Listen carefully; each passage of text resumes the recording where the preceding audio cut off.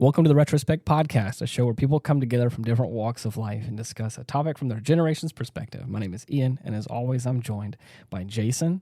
Hello, everyone. Miranda's here as well. Hello. But today is the big day. We got Stoney back in in his regular seat. So how you Somebody's been adjusting my seat. Oh, is it? So glad you're back, Stone. Have you ever got inside your car when someone else is driving it and you're like, my mirrors are all messed up. My or the seat. Yeah, the seat's and all. the heated seat gets put on and left on for me. Wonder who that might be. Well, y'all been doing a pretty good job in my absence. I've been listening, got a bunch of phone calls and emails from people. They wanted to know how you cleaned up the walls after your head exploded in the last one, but they thought it was a good episode. My head didn't explode. To clarify, I was worried that everyone else in the podcast was talking about something that was really sensitive, and I felt like you guys were trying to justify something that I felt was very wrong, and so I got very heated because I was like, guys, it sounds like you guys are okay with owning people, and that's not okay. So, well, we had a couple of good episodes. We did the one on social media with a good friend of ours, Bill. Yeah. I appreciated Bill sitting in, and Miranda I think she did every episode while I was out so far, huh? It was, yeah. Yeah, she did. Thank Great. you, hot stuff. Appreciate you. Holding down the fort. That's right. Kept your seat warm for you. So. Yep. And apparently I adjusted it too. So. Yeah, it's all good. Glad to be back. I don't know if I'll be able to make the whole episode, but we're going to give it a shot. Getting used to the headphones on this one ear where update people. I'm learning how to walk again. My left ear was completely, I guess, destroyed on the inside. I have one of the 6 little ballast tubes is destroyed. My cochlea on my left side is gone. I have 100% deafness in my left ear. And my eye surgery was fine, though. We went and saw the eye guy, and he was okay with it. He said some of the vision stuff is from the brain trying to compensate for the lack of balance. And if we could get the people to send the right walker, I could be able to start walking a little bit more now than just using the cane, because I can't go very far with the cane because I want to. What seems to be the problem with it? Well, the first one, they sent the wrong one. And couldn't really use it because we had to send it back. And then I talked to the people actually today, and she said, they said it was going to be 2 to 3 weeks. And I'm going, no. So she canceled that order and got another one that should be here in 2 days. So, and my physical therapist that comes 2 or 3 times a week is anxious for me to start walking a little bit more, and so am I. But I'm not doing it with the cane yet. There's just too much balance issue. And if you hit the wrong angle on the sidewalk or the driveway, or you turn your head, or I turn my head if I have to turn around, or there's so much visual stuff that comes into your balance. 3 or 4 cars going at the same time right by you can mess your balance up, and you don't realize it because your brain is trying to compensate. So it's taking new information and going, oh shit, what is that? And so you can get, your balance and things like that can get messed up. But I had 3 or 4 skull fractures. One of them was so long, they didn't know how many to classify it as. Wow. And it actually went through the thickest part of the skull by the ear. And shattered it. That's what was leaking. The surgeon said that I could have died. Right. He said if I'd have hit it a little bit differently, I could have been paralyzed. Thanks.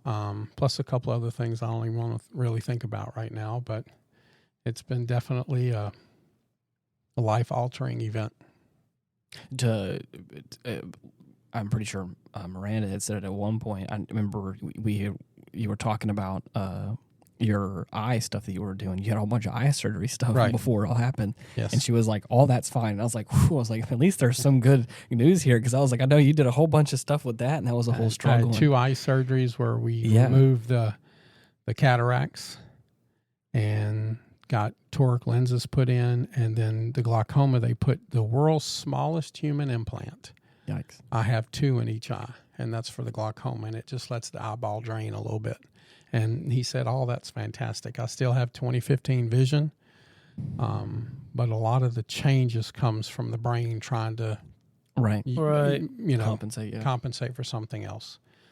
And and then I was in ICU for so long. You can lose up to 4% of your muscle every day. You're bedridden. And I was basically bedridden for 14 days because even when I came home, I wasn't moving very far. Right. So we're just trying to build that strength back and get everything back. And it's just, I tire very easily.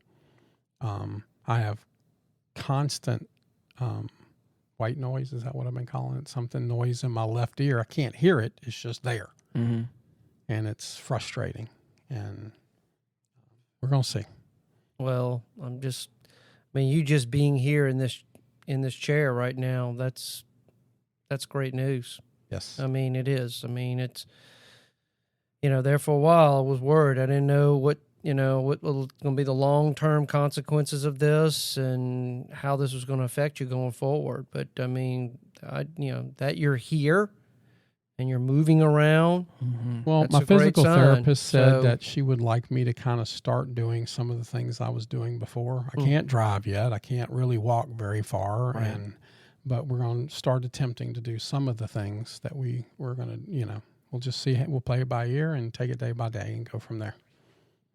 It feels good to have like the regular crew again. It feels back to normal a little bit, even though I know it's not wholly normal. But I mean, it's I don't know if you listen to the episodes or not, but I definitely was like, please don't make this like an annual thing where you this time every year you try and. Well, Miranda and I got married 3 days before my brain surgery. Right. And a couple days into this event, the second event, which wound up being a year to the day, she said, "You'll do anything to get out of that honeymoon, won't you?" And I said, "What are you talking about? I take you to the most expensive places there are." Right. The hospitals. Mm-hmm. ICU. Yeah, you're right. Yikes. Well, and then again, you went on a bit of a, what do you call it, a retreat? I almost said sabbatical, but that's not. No, that's it's not a sabbatical. Right. I went on every year. I go to a silent retreat at a place called Manresa.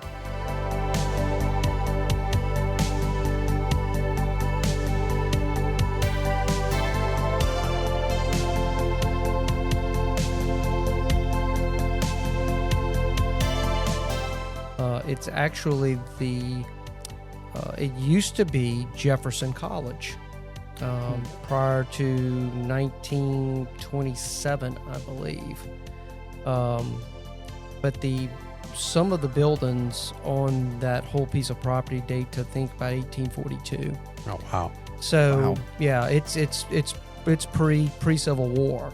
So you said it's a silent retreat? It's a silent so retreat. You couldn't promote the podcast at all? No, couldn't do any of that. It's you get there. It's a. Well, you could have used your dot card. You could have had your dot card and do this, I see how it is. But the dot card would work. But unfortunately, no. It was kind of put the phones up, and it's your time with God, and is it air conditioned because it's so old? Yeah, it's fully. They've renovated the buildings. I mean, you could still see part of the old brick. I know walking up the stairs, you see some of the old brick where they've kind of went over it, but because it's been 110 degrees out. So if it was not air conditioned, that'd be a whole other reason why you were talking to Jesus. I was talking to one of the. It's run by the Jesuits. And I was talking to one of the priests there, and I said, probably coming during the spring probably is really nice because the grounds are very expansive. There's a lot of old giant oak trees there. And so there are tons of chairs to sit outside and places to just kind of be with nature. But it was so hot. I mean, we're going through a heat wave right now, and so it was most of the U.S. is, I think. Yeah, it was very uncomfortable. So I spent most of the time actually inside, other than a few hours in the early morning. because by 9 a.m. it's tough to just sit out there. Full sun. Yeah, it's not very comfortable. I usually bring a book to read, and I just really couldn't get ever comfortable sitting in a chair in that heat to try to read. So, but yeah, you get there on a Thursday.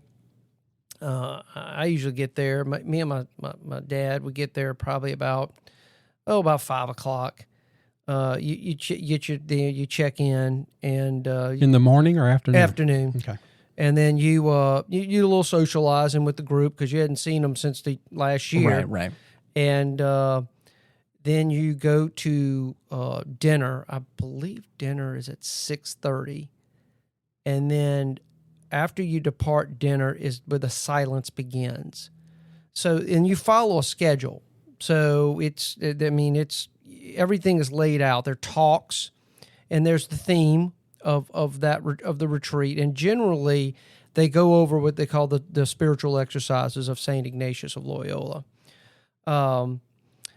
Ignatius was actually the founder of the Jesuit order.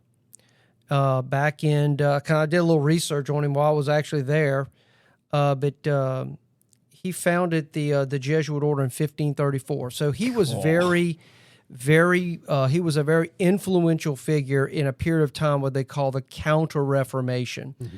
As we all know from our history, during that time, Europe was getting racked with Martin Luther and everything that was going on with that, and Henry VIII, and out of that, of course, the Catholic Church then had what they called a Counter-Reformation. And then Ignatius was one of these figures that led to go out there and kind of re-evangelize people, so to speak, to kind of push back against what was going on with the Protestant Reformation at that time. So, but he's an interesting guy. He was actually somewhat of a playboy. He was a soldier and ended up getting injured by a cannonball. Wow. And he was very proud of himself, and he became crippled. His legs became crippled because of the cannonball. And he basically stayed at his brother's castle, so to speak. And he was an avid reader, believe it or not, of romance novels.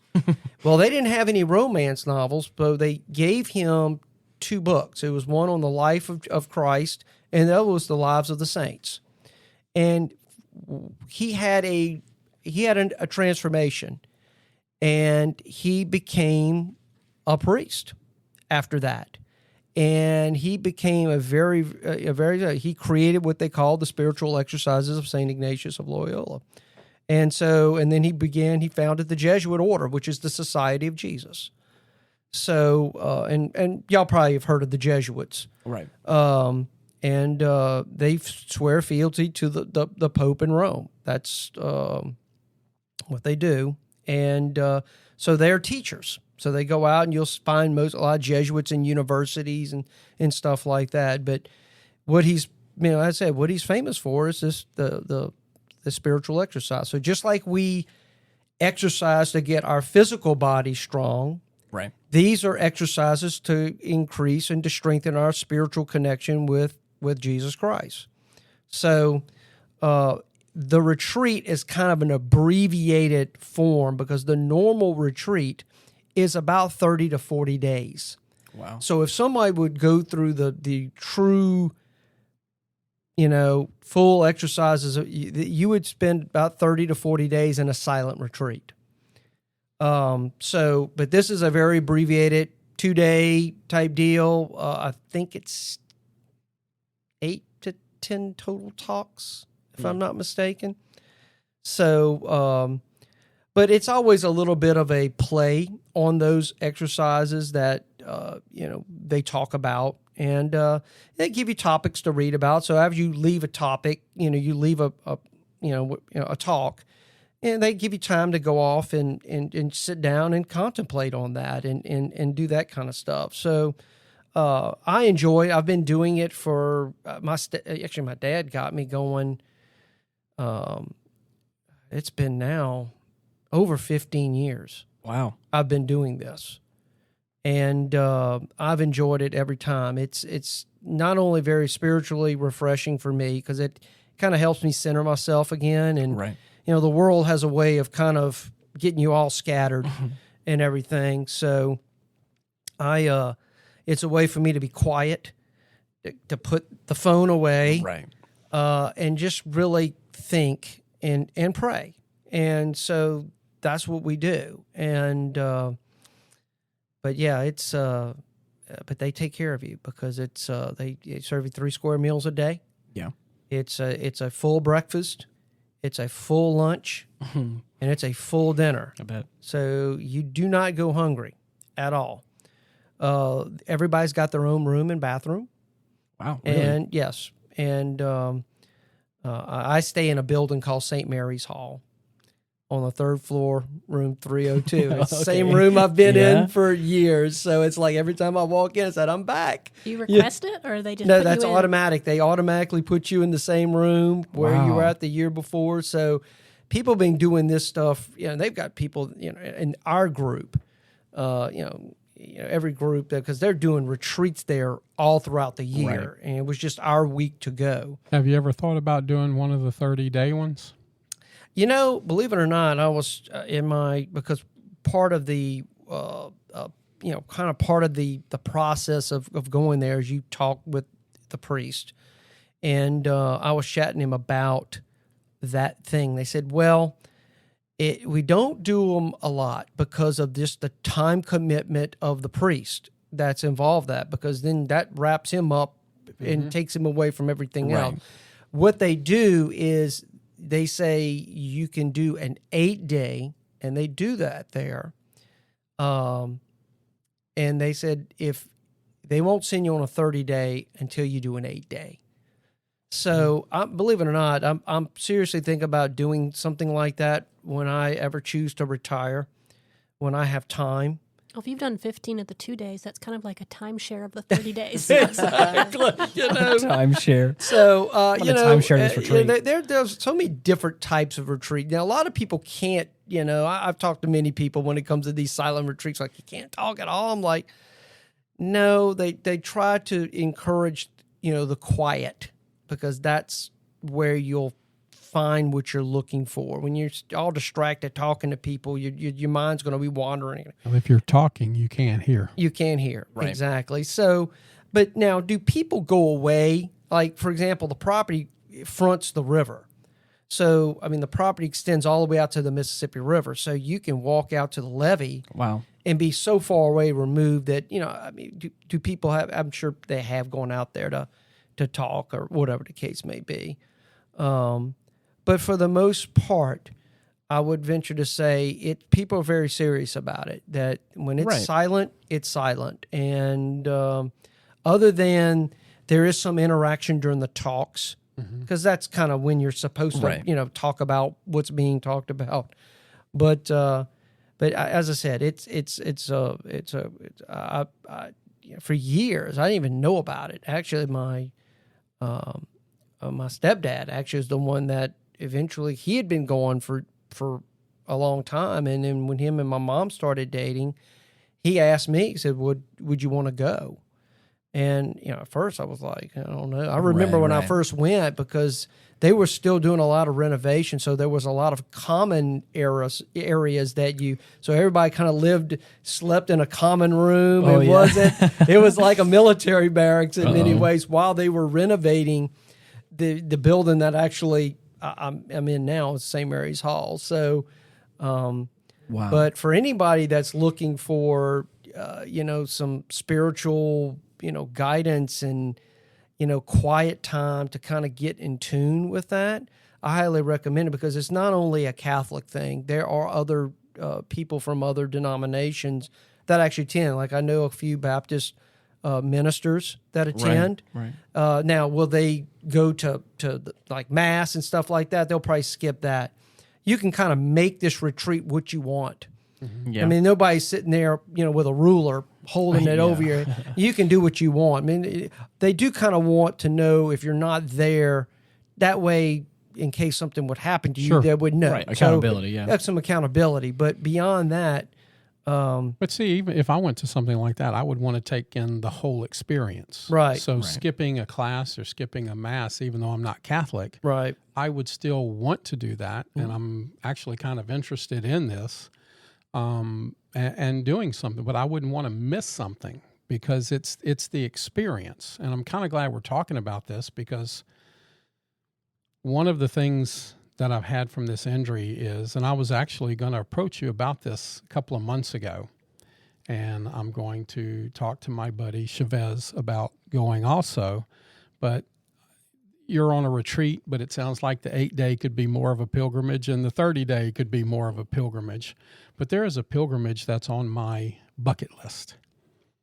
And now with this injury and having to learn how to walk again, now I have to refocus some things to get the energy and to be able to do this. But there is something called the Camino de Santiago. Have you ever heard of that? It was a Catholic pilgrimage that's no longer just a Catholic pilgrimage, but all denominations and non-denominations of people do this.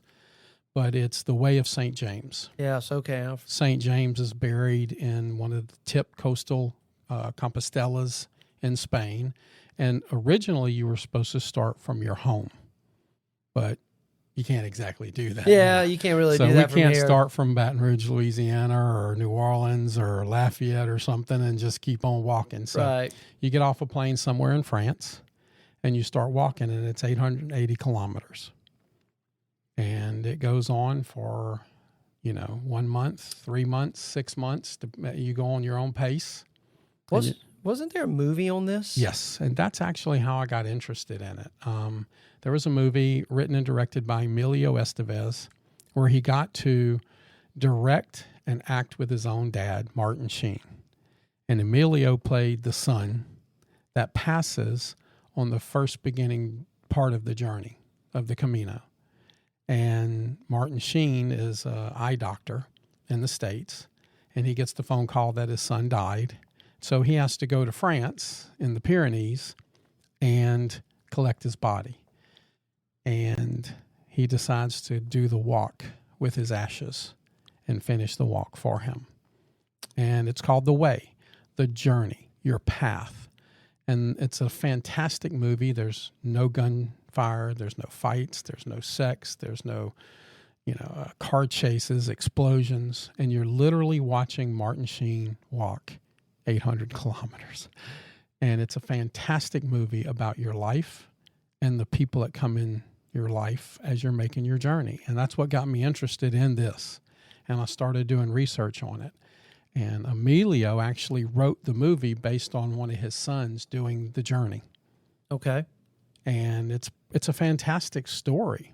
And what they've done is basically when you get to the Compostela in Spain, you go down to this little, I guess it's a little basement area, and they ask you your name. They ask you why you took the pilgrimage. Was it for a miracle? Was it to find closer relationship with Christ? Some people say, I wanted to lose weight. They ask you what your reason is for doing it. And then the final question is did you find your miracle? And they have kept these records from the original pilgrims. When did it start? 13 or 1400s. So the late Middle Ages. Right. They had to find, some bishop found St. James the Great. They found his bones next to 2 other cats. And when he realized what they were, he said, I need to take them here. And they put them in the Compostela de Santiago, which is the St. James. And so pilgrims have started going there to not really worship him, but honor him and his artifacts and relics. And you can actually see not his bones, but the little casket that his bones are in with his relics. Was that a reliquary? Reliquary, yes. So is this? I'd have to, and I should know this, but yes, you should. I as far as James, was it James the Less or James the Greater? Well, they were kind of this was James the Greater. The Great. Okay, he was the first martyr of right. He's the one that got killed in Jerusalem. Yes. Yeah, he was martyred in Jerusalem, if I remember. And they took his body and hid them, and it was on this Roman site that was buried underneath something and buried again underneath something, and somebody finally found them and realized what they were, and scooted them off. Pilgrimages have long been a mainstay of going back to the earliest times of Christianity. I mean, part of the reason, matter of fact, why even the Crusades began was for the pilgrims. Was from the pilgrims that were going to the Holy Land. Right. So the idea of actually going on pilgrimage, actually the church gave indulgences for people that would undergo pilgrimage for spiritual renewal. Wasn't there a group of people that actually protected that path? Was it the Pious Knights? Or the Templar Knights? Wasn't the Knights Templar? Well, they were the main. The Hospitallers. Wasn't there two? There were two orders, I believe, of knights. The Knights were the main ones that protected, I believe. If I have to do some more research on it, but they were the ones who invented banking and checks, and actually the original banking fees, and it was all due to the pilgrims and the merchant lines going from Europe to Jerusalem. Yeah, and then wound up being turned into the Crusades and the Holy Wars. To get the Muslims out of Jerusalem. Well, yeah, that was. I got to read up on that again. It's amazing. I do have a book I have read on the Crusades, and Steve Weigenkopf, I believe, if I remember his last name, but he wrote a really good book on the Crusades. It's an area I love, actually, that part of history. Anyway, but I do remember two orders of knights. Mm-hmm. The Hospitallers and the Knights Templars. Right, and the Hospitallers were a different organization, and they weren't exactly like the Templars. And so when the King of France became mad that the Templars were actually richer than him, and there was a law in France that you can't be richer than the king. Yeah, he contacted the Pope. I guess he got on whatever phone line they had there and said, hey, look, you excommunicate him. And he assassinated over 1,000 knights in a day or two period. But on Black Friday. And but they missed the knights with the treasure. And some of them that were, that my understanding was they went into hiding. And some of them went into the early starts of the Freemasons and then the Hospitallers. Yeah. But then there was another group that went into deeper hiding. And yeah, what was that movie that kind of dealt with that a little bit? Ridley Scott's movie. Was that the one with Tom Hanks and he was... Not this wasn't Tom Hanks. It was Orlando Bloom. What was that movie? Holy Grail. I thought it was Tom Hanks where he played the author about symbols, and it brought in. No, that was on Dan Brown's books that he this like Angels and Demons and that stuff. That's what I'm thinking. Yeah, this is another book. This was actually a book that took place. I mean, a movie that took place about, I believe, the Second Crusade, or the aftermath of the Second Crusade, which would lead up into the Third Crusade. And maybe all that treasure is on Oak Island now. Oh, gosh. Yeah, who knows? We won't go there. Have you seen that show? Of course. Who hasn't? And it's all probably nonsense. Kingdom of Heaven? Kingdom of Heaven. Kingdom of Heaven. Kingdom of Heaven. Yeah, which I had some problems with historically, the way they presented. I felt that a lot of the I think misconceptions of, I think they were a little too friendly toward Muslims. Muslims are a little bit more brutal than what they made Saladin out to be. There was a lot of historical inaccuracies in that movie, but then again, it was just a movie. It's just a movie. That's all it is. And they use a lot of theatrical license and things like that.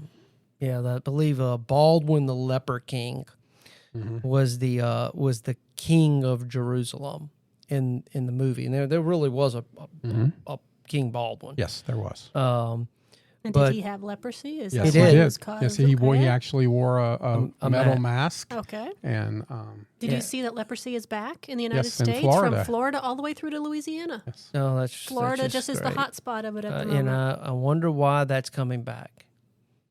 Because there's an election coming up. I'm going to leave that one alone. I mean, it's it's just amazing that all of a sudden it's all these diseases that seem to have gone away, and now all of a sudden they're like coming from back. biblical times. We won't bring it up, but some people have to say it's probably about people not getting their proper shots and vaccines. I would venture to say, I mean, the vaccine thing is however you want to, because I think I heard something similar about the measles was almost gone until. I think what it is, and from what I've read a few things, it's just the amount of undocumented people coming in the country that are bringing diseases that have been pretty much eradicated in this country, and you're bringing in people in that have never been vaccinated for anything, and they're bringing some of these exotic diseases that we've kind of that have gotten stronger and more resilient. Some of these things, whether it be monkeypox, whether it be leprosy, are not things that there were vaccines for. They are just diseases that are out there,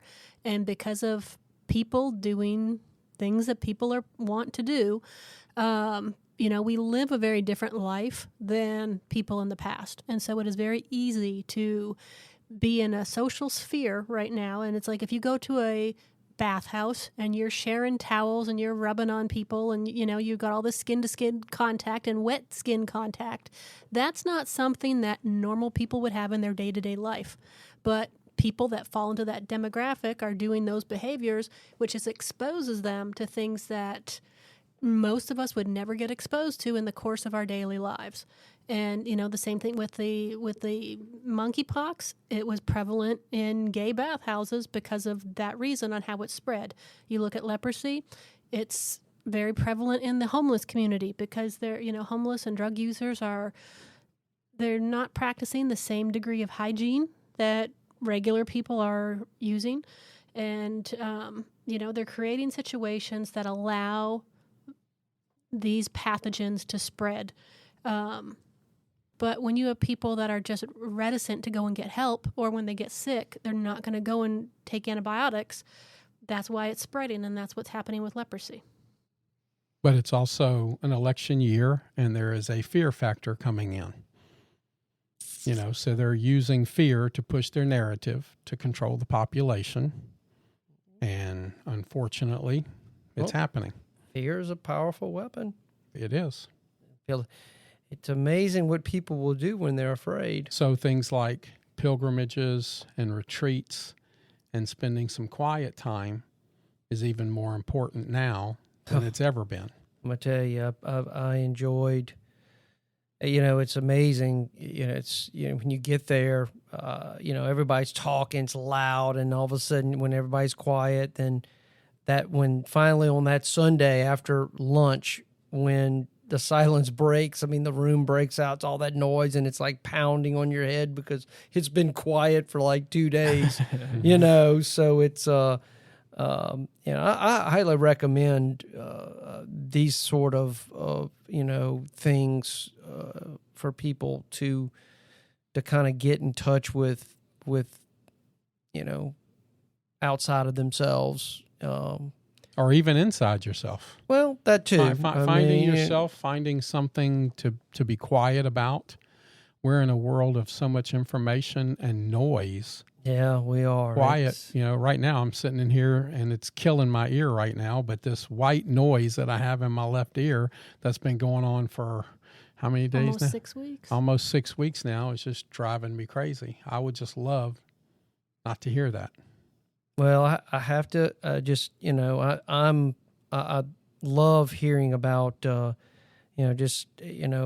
Saint Ignatius. He was an incredible person, and it's nothing more to me for someone who was the proverbial playboy who was very proud of himself physically and his martial prowess, and all of a sudden to become disabled.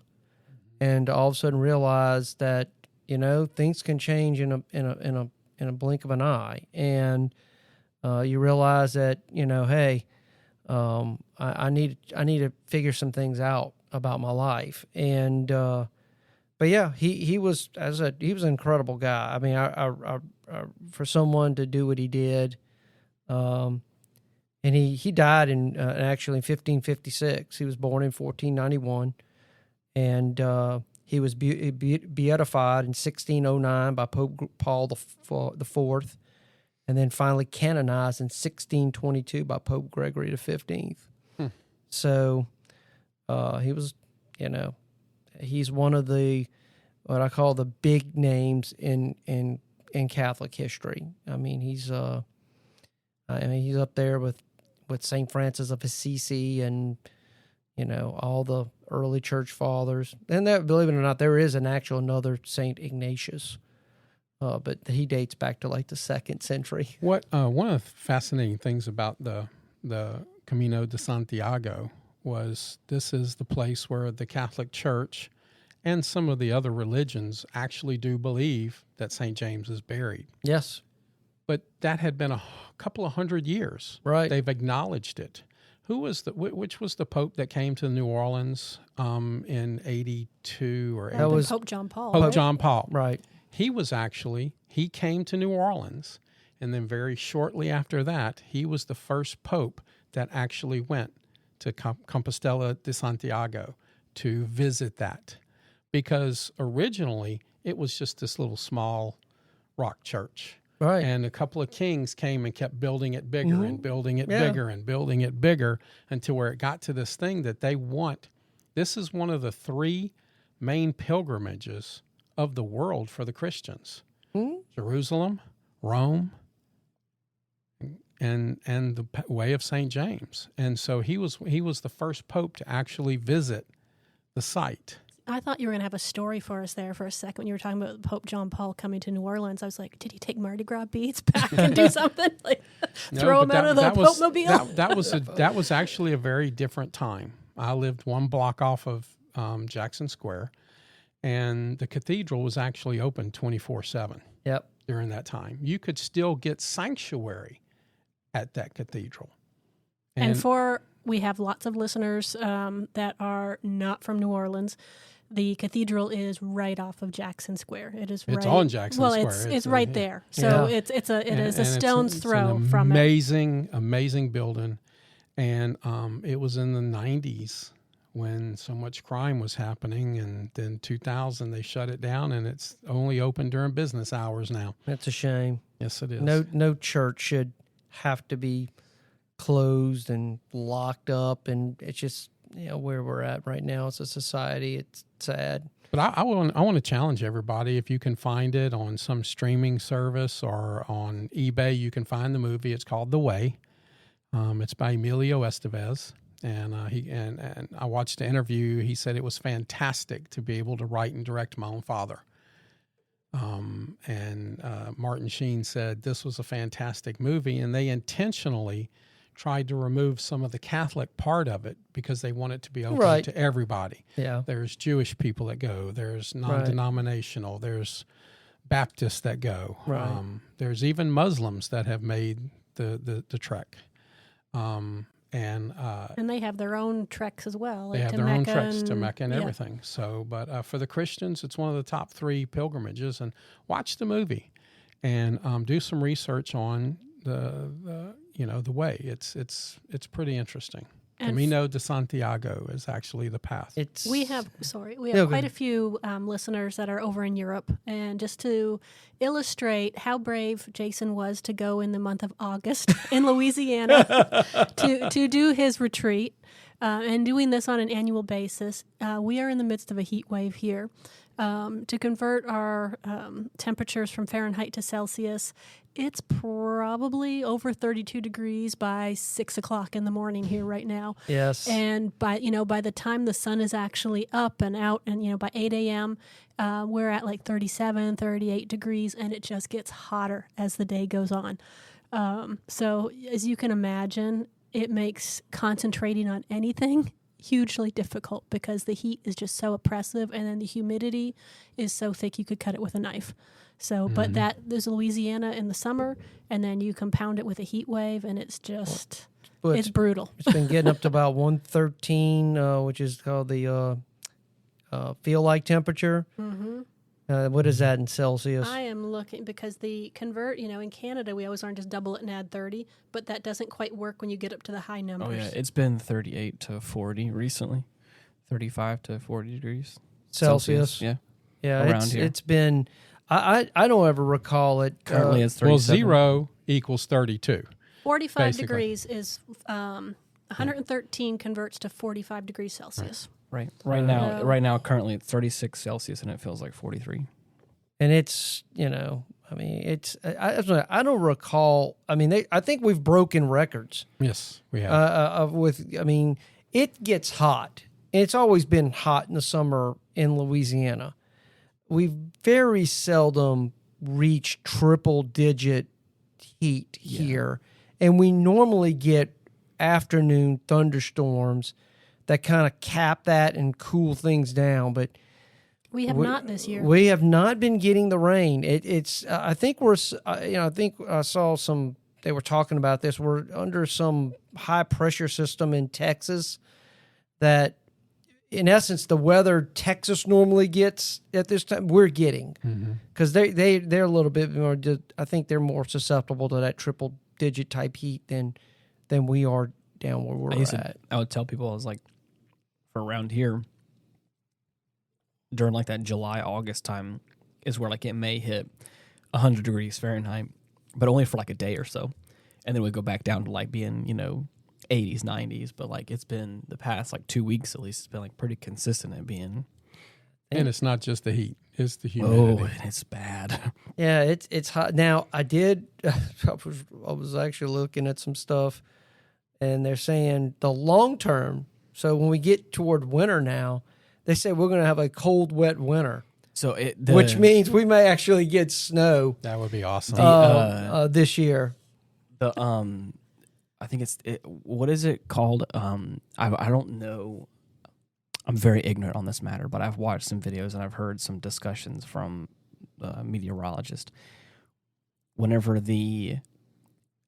it the Atlantic that warms up? They call it El Nino. El Nino, and there's another La one. Nina. La Nina. So we're under El Nino right now. Yeah, we're in the process of like that western water warming up, which I think is going to be changing some things, and it also means that like the potential for some pretty bad hurricanes and stuff. So like the next like few months is going to be well, August interesting is traditionally one of the worst months for Louisiana for hurricanes. And when you look back at some like the big flood and every year kind of thing, late August. Look back, yep.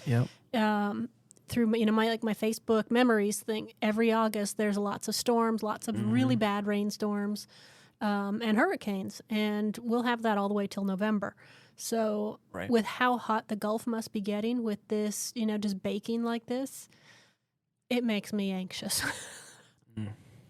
Yeah, it's and I said, all it takes is one. Mm-hmm. As we learned with Katrina. Yeah, all it takes is one to cause, all kind of problems. Because you knock power out in this heat. Oh, people die. Yeah, it's just your house just gets to a point where you can't even go inside it. So it's. I want to say it was around. What did people do? It was June or July, I think, last year, where my AC went out for a little bit. It was only out for like a day. That's all it takes. That's all it took, man. I'm pretty sure the inside of the house was 80 or 90 degrees, like in the afternoon. And I was like, oh, man. Yeah, you can't. You just can't. It's... That's why I want to buy a window air conditioner to keep in the garage in case we ever have to, if Just the big in unit case. goes out, we can put it in our room and at least that was have what one helped place me. that we can My sleep.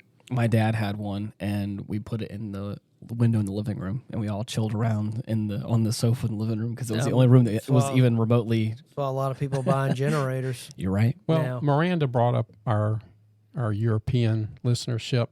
What is our email right quick, Ian? With my brain injury, I can't remember it. It is Get Offended Together. Get Offended Together. Gmail. If you have actually done the walk, the Camino de Santiago, please write into us and let us know your experience with it. I would love to hear from y'all on that. as my quest to heal my body and Right. get healed, and rededicate my time to want to do this. I challenge you, Jason, to go with me. And I Absolutely. challenge my buddy Chavez. I'm going to call him and let him know that I'm putting this out on the podcast. I want him to come with me. Baby, if you want to come, you are welcome. I will drive the support car. There you Okay. go. And but Moral that support. is my goal. I need AC. And if you would consider it, Ian, that might make a great podcast, couple of episodes that we could Maybe. record on the way. But I'm challenging you, Jason, to do this with me. I don't know how long it's going to take me to get back into shape, even if I can get back into shape. But that's a Right. goal that I have. And write us. What is it? Get offended Get together offended together at Gmail. at gmail.com. Let us know your experiences on the Camino de Santiago. Or if you've done another retreat Yes. that you highly recommend, let us know that too. Yeah, absolutely. I have been on retreats, never a silent retreat, which actually sounds really interesting to like people to. I've done a pretty good job over the past 2 or 3 years to be able to like get away from social media, so that way I'm like the noise of the world is not as crazy. But I do think being intentional about being quiet, I think would help me out a lot, because I know I'm already kind of a person that likes the silence anyways. I don't like to. Yeah, a lot of people are very kind of reluctant to it's like, well, I can't be quiet that long. It's like, be surprised Yeah. what you can and can't do. Right. I think, if you want me to be honest, I think some people are scared to be alone with their thoughts. They are. Probably, Yeah, but- they probably are. There's a room in New York City the anechoic chamber. Yeah, yes, we talked to about where that. there's no sound, and people are like, they can't make it an hour, and I'm going, I could do it for an hour because I like being quiet, Right. And I could do it, but they say you go on to a possibility of mental problems and insanity being that quiet that long. Right. Right. Well, I think the sometimes what they talk about with that is also it's because there's no light in the room either. If they turn the lights out and it's also silent, it becomes It depends. Like, for example, I mean, we have this is a silent retreat, but there you go to talk, so there is interaction. So it's not like you lock yourself up in a room and you're quiet for 2.5 days. You're getting plenty of time to contemplate. Right. Right. The key is to create an environment where you can relax and kind of right. push And out the world Right. and kind of get that environment where it's conducive to that sort of growth. Right. The Which is Methodists hard. have It's hard something in like ours. that called the Walk of Emmaus or something like that too, if I remember correctly. It's kind of somewhat based on that. It's a very quiet time, and there's people that come and speak, and it's a 3 or 4 day thing also. Yeah, it's as I said. Is your dad going to do the 8-day one with you? No, he didn't. It was just something I was talking to one of the priests there. I was just asking him about it. I'm just, when I retire, I just kind of want to, what is the next phase of my life and what direction I want to go in. And so, I mean, that time is coming for me soon. It'll probably be here before I know it. And so I want to, kind of figure some things out. And but they have other retreats other than a silent retreat. I mean, they have another retreat house, I believe, in Grand Coteau, which they do retreats, but those are very much interactive type retreats. So it's kind of like they're kind of, so to speak, in your face a little bit. Oh wow. Yeah, it's a little bit different type of retreat. More More involved, yeah. involved. And some people might like that better. So, I Right. mean, it just depends on kind of what, kind of what's your thing. Right. Some people want to be quiet. Some people don't want to be quiet, and they want to, they kind of want to speak up and, Right. and kind of interact with the group. Yeah, And everyone's different. everybody's got a different way of kind of Right. approaching those things. So I feel like for me, whatever. the more silent, contemplative one would be one that I think I would really mesh with more. So Well, if I will extend an invite. I don't know how. I mean, you can contact Manresa House of Retreats. I don't know what group, because groups are once they're full because Right, the right. rooms, unless somebody cancels. But I encourage anyone that would want to do that. I mean, by all means, I mean, I can recommend, I can see if I can get you in to the, time I go, Cool. or Stoney too. So Yeah. it's, we were full. I think it was 104 guys. Wow. That's a pretty big group. It was 104, and I think we were full. So, I don't. Is there that many people every year? Each group is, I think, about the same. I don't really know. I mean, I know a lot of people that go to Manresa that go at other times of the year, just when their group goes. Now, I do know that the group that was following they're going to be showing up this weekend is actually not a typical retreat. It's actually the Jesuit novitiates that are actually going through the process to become Jesuit priests. Oh, wow. They're fixing to start a 3-day retreat they're fixing to take their vows. So this is a 3-day to make sure this is what you're you're vowing to do. Locking and it to in. be to because I mean you make vows of, I believe it's chastity, poverty, and obedience. So you're giving up everything, Right. to become a priest. And so it's they take a lot of time with these guys to understand, okay, this is a lifelong commitment, and you're making it to God, and then you're making it to the church. So if there's any hesitation, if there's any doubts, then you maybe need to pause a little bit. Speak now, brother. Yeah, exactly. So it's I would venture to say most people that are going through that is a call. Mm-hmm. Now there are many priest candidates that eventually leave the priesthood before ordination. It is a long process, and there's a lot of schoolwork involved with becoming. I mean, it's 4 to 5 years Right. of college level work, and generally people that are. I know the Jesuits. They're a smart group. I mean, these are very smart people that are choosing this life. Right. Matter of fact, the person that was giving our retreat, he was, I think, probably 72 years old, but he became a priest like in his 50s. Yeah. He was an architect Wow. and had a calling, and became a Jesuit.